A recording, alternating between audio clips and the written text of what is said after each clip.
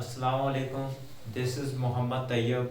आज हम next lecture bioenergetics का डिस्कस करते हैं, क्योंकि हमने इसमें दो मेजर प्रोसेस फोटोसिंथेसिस और रिस्पायरेशन को डिस्कस करना है। अब सबसे पहले हम फोटोसिंथेसिस देखते हैं कि ये किस जगह में और कौन से ऑर्गेनिज्म में होती है।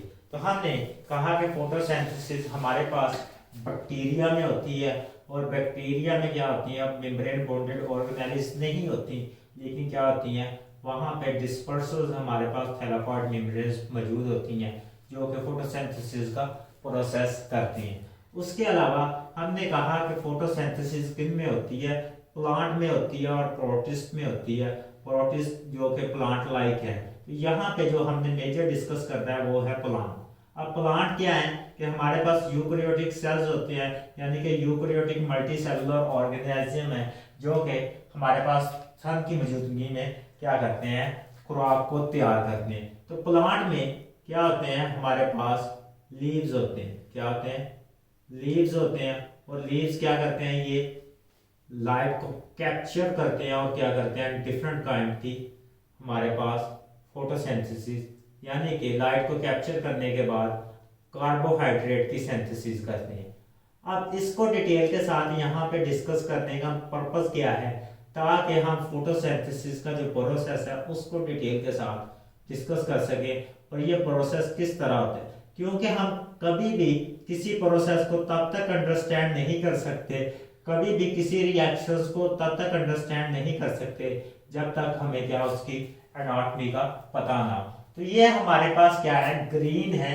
और ग्रीन पिगमेंट क्या होते हैं, ये हमारे पास हमेशा ग्रीन पिगमेंट में, यानी कि जो हमारे पास फूड फैक्ट्री है प्लांट की, वो क्या होते हैं, लीव्स होते हैं। वो क्या होते हैं, लीव्स होते हैं, यानी कि खुराक तैयार करने की फैक्ट्री। अब प्लांट के लिए हम लफ्ज यूज करते हैं ऑटोट्रॉफ्स।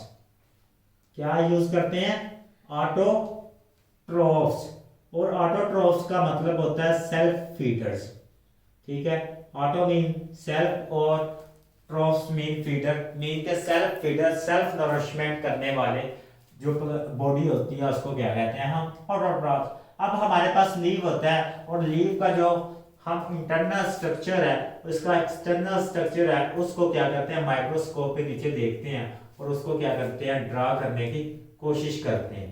क्या करते हैं, ड्रा करने की कोशिश करते हैं। तो हमारे पास लीव का स्ट्रक्चर होता है इस तरह, 3 डिमेंशन।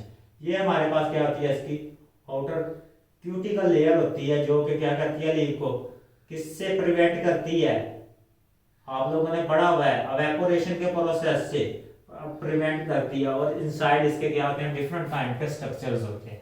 अब आउटर है, इसके पास क्या है, क्यूटिकल लेयर है। और क्यूटिकल लेयर किससे बनी होती है, हमारे पास लिपिड से मिलकर बनी होती है। और ये किससे, इवेपोरेशन से। अब इसमें कौन सा हमारे पास स्पेसिफिक लिपिड होता है, तो हमने क्यूटिन पढ़ा था। तो इसमें क्या है कि क्यूटिन एक स्पेसिफिक लिपिड होता है जो कि हमारे पास क्या करता है, इवेपोरेशन को कंट्रोल करता है। नेक्स्ट, इसमें सेल्स की डिफरेंट टाइप्स होती हैं जो कि मिलकर फंक्शन परफॉर्म करती हैं। तो सबसे पहले इसमें क्यूटिकल आ गया, ये पॉलीसेकेराइड की लेयर होती है। और उसके बाद इसमें सेल्स होते हैं। कौन से सेल्स होते हैं, एपिडर्मल सेल्स। ठीक है, जो क्या करते हैं, बॉडी की लाइनिंग करते हैं। क्या करते हैं, बॉडी की इंटरनल लाइनिंग और एक्सटर्नल लाइनिंग करते हैं। जैसे हमारे एपिथेलियल सेल्स होते हैं, तो इसमें क्या आंसर होते हैं, एपिडर्मस होती है। क्या होती है, एपिडर्मस, जो कि सेल की लेयर होती है। नेक्स्ट, इसके पास एक अपर एपिडर्मस होती है और एक लोअर एपिडर्मस होती है। अपर और लोअर एपिडर्मस। ठीक है, जिस तरह हमारी जो इंटरनल एपिडर्मस होती है, एपिथेलियल सेल्स होते हैं और एक्सटर्नल स्किन पे होते हैं। तो ये जो हमारी अपर एपिडर्मस है उसमें क्या है, स्पेसिस मौजूद नहीं होती, लेकिन इसमें स्पेशलाइज्ड टाइप की स्पेसिस मौजूद होती हैं, जिसे हम क्या कहते हैं, स्टोमेटा कहते हैं लोअर एपिडर्मस में। अब ये स्टोमेटा क्या फंक्शन परफॉर्म करते हैं, ये भी आपने स्टडी किया है। ये हेल्प करते हैं किसमें, गैसियस एक्सचेंज में। और ये किससे कंट्रोल होते हैं, गार्ड सेल से। किससे कंट्रोल होते हैं, गार्ड सेल से। ये है लीव का स्ट्रक्चर। अब ये हमारे पास क्या होगी, लोअर एपिडर्मिस।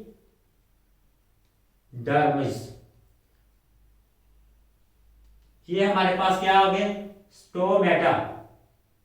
ठीक है, अब स्टोमा का मतलब होता है माउथ। ठीक है, इनका स्ट्रक्चर किस तरह का होता है, माउथ लाइक होता है, ये माउथ लाइक फंक्शन परफॉर्म करते हैं। नेक्स्ट इनके पास होते हैं स्पेशलाइज्ड सेल्स जो कि कॉलमनर शेप रखते हैं। हमारे पास क्या रखते हैं, हमारे पास ट्राइएंगल नुमा शेप रखते हैं, उनको क्या कहते हैं हम, यानी कि हमारे पास क्या, सॉरी ट्राइएंगल नहीं, रेक्टेंगुलर शेप रखते हैं, इसे कहते हैं हम कॉलमनर, ठीक है, सेल्स। और ये क्या करते हैं, ये टाइटली पैक होते हैं, और ये टाइटली पैक होने की वजह से इसको हम क्या कहते हैं, पेलिसाइड, क्या, पेलिसैड मेसोफिल सेल, मेसोफिल सेल, याद रखिएगा। अब इसके पास, उसके अलावा हमारे पास क्या होता है, लीव में स्ट्रक्चर होता है, एक बंडल्स ऑफ ट्यूब्स होती हैं, वास्कुलर बंडल्स जिसे हम कहते हैं, वो बंडल्स ऑफ ट्यूब का क्या फंक्शन होता है, वो ट्रांसपोर्ट ऑफ मटेरियल करती हैं, उनको हमने क्या कहा था, वास्कुलर बंडल्स। और ये वास्कुलर बंडल्स कौन कौन से होते हैं, जाइलम और फ्लोएम। जाइलम क्या करता है, वाटर की ट्रांसपोर्ट करता है, और फ्लोएम क्या करता है, हमारे पास किसकी ट्रांसपोर्ट करता है, फूड की ट्रांसपोर्ट करता है। उसके अलावा इसमें स्पॉन्जी मेसोफिल सेल्स होते हैं, ये होते तो मेसोफिल सेल्स हैं, लेकिन इनका जो स्ट्रक्चर है वो इरेगुलर होता है, और क्या होते हैं, ये वेल पैक्ड नहीं होते, ये स्टैगर्ड फॉर्म में क्या होते हैं, सेल में मौजूद होते हैं, इनको क्या कहते हैं, स्पॉन्जी मेसोफिल। अब किसी भी सेल का सर्वाइवल किस पे डिपेंड करता है, उसकी एक्सचेंज ऑफ मटेरियल पे। तो आप क्या करते हैं, जब फोटोसिंथेसिस होती है तो इनमें क्लोरोप्लास्ट मौजूद होते हैं, इनका जो कलर होता है वो ग्रीन होता है, क्योंकि इनमें मेजर तादाद में क्या होते हैं, क्लोरोप्लास्ट सभी में मौजूद होते हैं। क्या होते हैं, क्लोरोप्लास्ट हमारे पास क्या है, सैक लाइक ऑर्गेनेली है जो कि मौजूद होती है इन सभी में। ठीक है, ये मेसोफिल सेल्स हैं, स्पेशलाइज्ड सेल्स, इनमें क्या होते हैं, क्लोरोप्लास्ट मौजूद होते हैं जो कि फोटोसिंथेसिस करेंगे। अब ये फोटोसिंथेसिस के रिजल्ट में हमारे पास क्या बनती है, ऑक्सीजन बनती है, जो कि एनवायरनमेंट में ट्रांसफर होती है किसके, स्टोमेटा, और स्टोमेटा के जरिए एटमॉस्फेयर से क्या होती है, एंटर कार्बन डाइऑक्साइड, क्या होती है, कार्बन डाइऑक्साइड एंटर होती है, जो कि ये मेसोफिल, स्पंजी मेसोफिल सेल्स के पास ये एबिलिटी होती है कि ये क्या कर सके, उस कार्बन डाइऑक्साइड को क्या कर सके, एब्जॉर्ब कर सके। नेक्स्ट हमने यहाँ पे जो डिस्कस करना है वो है हमारा क्या है, साइट ऑफ फोटोसिंथेसिस। तो साइट ऑफ फोटोसिंथेसिस हमारे पास क्या है, सबसे पहले है प्लांट, सबसे पहले क्या है, प्लांट, और प्लांट के बाद हमारे पास जो मेजर है एग्जांपल इसमें हमने डिस्कस किया वो है लीफ, और लीफ के पास कौन से सेल्स हैं हमारे, हमने डिस्कस कर लिया कि लीफ के पास मेसोफिल सेल्स हैं जो कि जिनमें क्या होती है, फोटोसिंथेसिस होती है। अब मेसोफिल सेल्स में क्या होते हैं हमने फर्दर डिस्कस कर लिया, स्पेशलाइज्ड क्या होती है, लिटिल ऑर्गन्स होते हैं जिनको हमने नाम दिया मेसोफिल सेल्स में क्लोरोप्लास्ट का, क्लोरोप्लास्ट का। अब सबसे पहले हम एक लीफ का स्ट्रक्चर लेते हैं और उसका अगर हम एरिया लें, ठीक है, इसके नंबर को क्लोरोप्लास्ट पे काउंट करने लगे with respect to different types, ठीक है, with respect to different areas, mean के अगर हम क्या करें, नंबर ऑफ क्लोरोप्लास्ट को डिस्कस करना है यहाँ पे, इसकी इंपॉर्टेंस को डिस्कस करने के लिए। अब नंबर ऑफ क्लोरोप्लास्ट, अगर हम क्या करें, एक लीफ का सरफेस एरिया ले 0 पॉइंट क्या करें 0, मसलन हमारे पास अगर सरफेस एरिया है 1 मिलीमीटर, क्या है, अगर हमारे पास क्या है 1 मिलीमीटर स्क्वायर एरिया है एक लीफ का, कितना है, 1 मिलीमीटर स्क्वायर एरिया है लीफ का। अब इस एरिया में कितने हमारे पास क्लोरोप्लास्ट मिल सकते हैं, कितने नंबर क्लोरोप्लास्ट के मिल सकते हैं, तो यहाँ पे डिस्कस करता है कि 500 मिलियन, कितने क्लोरोप्लास्ट मौजूद हो सकते हैं, 500 मिलियन, यानी कि 5 लाख क्लोरोप्लास्ट 1 मिलीमीटर सरफेस में लीफ के 5 लाख क्लोरोप्लास्ट हो सकते हैं, इतनी ज्यादा अमाउंट होती है। उसके अलावा ये कहता है कि एक मेसोफिल सेल में, ठीक है, अब मेसोफिल सेल के लिहाज से क्या करना है लगा उसको एक्सप्लेन कि एक मेसोफिल सेल में हमें कितने क्लोरोप्लास्ट मिल सकते हैं, तो 20 से 100 क्लोरोप्लास्ट हमें एक मेसोफिल सेल में मिल सकते हैं। अब ये क्योंकि फोटोसिंथेसिस कहाँ पे होनी है, हमारे पास मेसोफिल सेल्स, और मेसोफिल सेल्स के पास कौन सी ऑर्गेनेल्स मौजूद हैं, उन्हें हमने क्लोरोप्लास्ट का नाम दे दिया। तो अब हम यहाँ पे क्या करते हैं, क्लोरोप्लास्ट का एक स्ट्रक्चर ड्रा करते हैं ताकि हम उसको डिटेल के साथ डिस्कस कर सके। तो सबसे पहले हमारे पास क्या है, क्लोरोप्लास्ट एक डबल मेम्ब्रेन बॉन्डेड ऑर्गेनेल है, और इसकी शेप क्या होती है हमारे पास, ठीक है, वेजिकल नुमा भी होती है, और क्या होती है, सेक लाइक भी होती है। और ये क्या है कि हमारे पास जो इंटरनल ऑर्गेनाइजेशन को शो करने के लिए, डबल मेम्ब्रेन को शो करने के लिए हम इसको क्या करते हैं, 3 डिमेंशनल स्ट्रक्चर ड्रा करने की कोशिश कर। ये है इसकी आउटर मेम्ब्रेन जो कि किसको लाइज करती है, साइटोप्लाज्म को, ठीक है, सेल में मौजूद है प्लांट सेल में, ये किसको कंट्रोल कर रही है, साइटोप्लाज्म के फ्लूइड को। और इसके पास क्या होती है, इंटरनल मेम्ब्रेन एक मौजूद होती है, क्या होती है, इंटरनल मेम्ब्रेन। ये किसको लाइज करेगी, ये हमारे पास क्लोरोप्लास्ट में एक फ्लूइड होता है, और फ्लूइड की कंपोजिशन क्या होती है, साइटोप्लाज्म की कंपोजिशन से डिफरेंट होती है, और ये क्या करती है, उस फ्लूइड को कंट्रोल करती है। इसको हम क्या कहते हैं, इनर मेम्ब्रेन, इनर मेम्ब्रेन।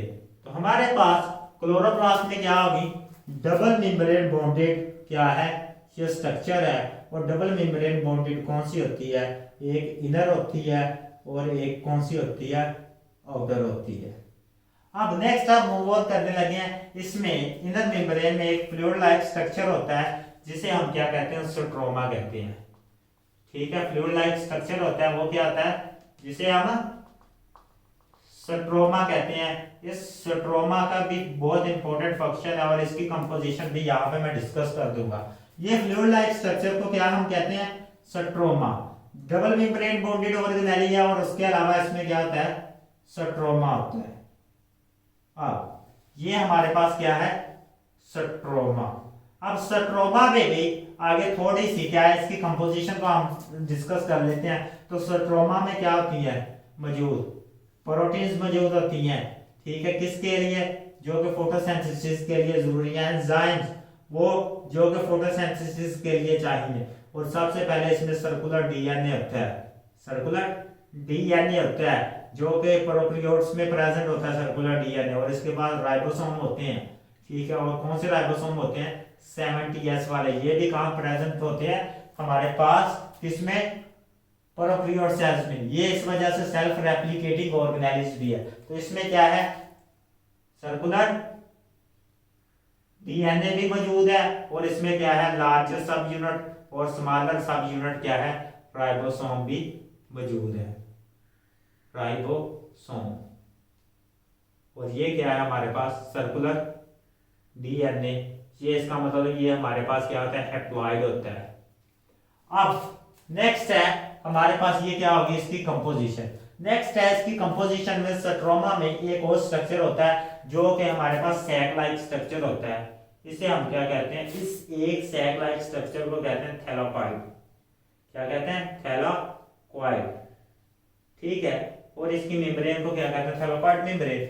अब ये सैक लाइक स्ट्रक्चर हमारे पास क्या होता है, क्या होता है, स्टैक की फॉर्म में होता है, मीन के मल्टीपल ये स्टैक सैक लाइक स्ट्रक्चर एक दूसरे के ऊपर क्या एडजस्ट करते हैं। और इस अब होल स्ट्रक्चर को, इस सिंगल स्ट्रक्चर को क्या कहते हैं हम, थैलाकॉइड, और होल स्ट्रक्चर को कहते हैं हम ग्रेनम, क्या कहते हैं, ग्रेनम। और हमारे पास क्या होते हैं, एक क्लोरोप्लास्ट में मल्टीपल ग्रेनम होते हैं, कितने होते हैं, मल्टीपल ग्रेनम होते हैं, जो कि इंटरकनेक्टेड होते हैं एक दूसरे से, इस तरह। अब ये इंटरकनेक्टेड है, तो हम इन होल्स, ठीक है, ग्रेनम को क्या कहते हैं, मल्टीपल ग्रेनम को क्या कहते हैं हम, ग्रेना, क्या कहते हैं, ग्रेना।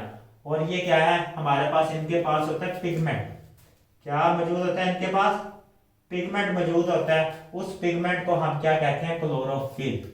इन थैलाकॉइड मेम्ब्रेन पे क्या होता है, ग्रीन कलर का पिगमेंट मौजूद होता है। इन थैलाकॉइड मेम्ब्रेन पे क्या मौजूद होता है, ग्रीन कलर का पिगमेंट मौजूद होता है जिसे हम क्या कहते हैं, क्लोरोफिल। अब पिगमेंट क्या होता है, यहां पे हम डिस्कस कर लेते हैं कि क्लोरोफिल पिगमेंट ऐसा सब्सटेंस जो लाइट को ऑब्जॉर्ब कर सके, ठीक है, वो क्या कहलाता है, पिगमेंट कहलाता है। वो क्या कहलाता है, पिगमेंट कहलाता है। और ये हमारे पास कहाँ पे मौजूद होता है, थैलाकॉइड मेम्ब्रेन पे। यहाँ पे क्या होगा, ये लाइट को एब्जॉर्ब करेगा और क्या करेगा, अपना फंक्शन परफॉर्म करेगा। उसके बाद इसमें क्या होती है, ल्यूमन होती है। क्या होती है, ये थैलाकॉइड मेम्ब्रेन में एक स्पेस होती है, उसको हम क्या कहते हैं, ल्यूमन। उसको क्या कहते हैं हम, ल्यूमन। ये भी हमने राइट कर लिया, थैलाकॉइड मेम्ब्रेन। अब आ जाते हैं इसका थोड़ा सा इंपॉर्टेंट जो फंक्शन है उसको डिस्कस करने के लिए। यहाँ पे हम उसको डिटेल के साथ, ताकि आप लोगों को कंफ्यूजन क्लियर हो जाए। हमारे पास फोटोसिंथेसिस का प्रोसेस है, क्या कि लाइट की मौजूदगी में हमने क्या करना है, कार्बोहाइड्रेट की सिंथेसिस करनी है। अब ये प्रोसेस किस स्टेप में होता है, कितने स्टेप्स में होता है, हमने वो भी डिस्कस कर लिया कि ये प्रोसेस हमारे पास 2 स्टेप्स में होता है। और हमारे पास फर्स्ट स्टेप कौन सा है, लाइट रिएक्शन, और सेकंड स्टेप कौन सा है, डार्क रिएक्शन। कौन सा है, light reaction in the presence of light, और दूसरा कौन सा है, dark in the presence of darkness. Mean कि वो हमारा रिएक्शन हमेशा लाइट में मौजूदगी में होगा, ये क्या है, हमारे पास डार्क में भी हो सकता है। अब ये वाला जो लाइट रिएक्शंस है, ये हमेशा होता है थैलाकॉइड मेम्ब्रेन पे। ये कहां पे होता है, थैलाकॉइड मेम्ब्रेन पे। याद रखिएगा, ये कहां पे होता है, थैलाकॉइड मेम्ब्रेन पे। और हमारा डार्क रिएक्शन होता है स्ट्रोमा में। किसमें होता है, स्ट्रोमा में। यानी कि इस वाले फ्लूइड में हमारे पास क्या होगा, डार्क रिएक्शंस, और थैलाकॉइड मेम्ब्रेन्स में हमारे पास क्या होगा, लाइट रिएक्शन। इसको हमने थोड़ा थोड़ा डिटेल के साथ यहाँ पे भी अभी डिस्कस कर लेना है। उसके बाद हमने नेक्स्ट चैप्टर में इसको डिटेल के साथ डिस्कस करना है।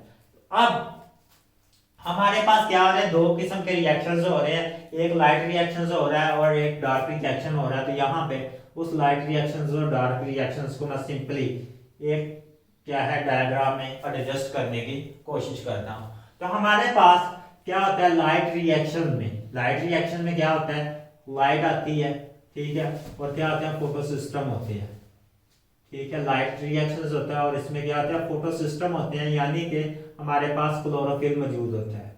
इसमें क्या होता है, फोटो सिस्टम 1 और फोटो सिस्टम 2 होता है, यानी कि यहाँ पे सिंपली क्या होता है, क्लोरोफिल। और ये किस रीजन में होते हैं, हमारे पास लाइट रिएक्शन, ठीक है, और ये किस में हो रही है, क्लोरोफिल में हो रहे हैं। और किस रीजन में हो रहे हैं, हमारे पास क्लोरोप्लास्ट थैलाकॉइड मेम्ब्रेन में। कहाँ है, क्लोरोप्लास्ट में जो थैलाकॉइड मेम्ब्रेन है उसमें हो रहे हैं। अब ये क्या है, ये लाइट को एब्जॉर्ब करते हैं जो सन से आ रही है, और इसको किस में कन्वर्ट करते हैं, हमारे पास 2 एनर्जी रिच कंपाउंड है। कौन से एनर्जी रिच कंपाउंड है, एटीपी और NADPH। इस कंपाउंड में क्या कर देते हैं, इनको कन्वर्ट कर देते हैं इस लाइट को यूटिलाइज करके। क्या है, सनलाइट को यूटिलाइज करते हैं। अब इसमें कन्वर्ट कर दिया, और इसके अलावा ये क्या करते हैं, वाटर का मॉलिक्यूल यूज करते हैं, H2O यूज करते हैं। और हमारे पास जो बाई प्रोडक्ट देते हैं, जो रिलीज होती है, वो होती है ऑक्सीजन, ठीक है। अब नेक्स्ट है, ये वाला स्टेप क्या करता है, ये हमारे पास डार्क रिएक्शन यानी स्ट्रोमा में मूव ऑन करता है। और यहाँ पे क्या होता है, एक साइकिल रन होता है जिसे हम क्या कहते हैं, केल्विन साइकिल।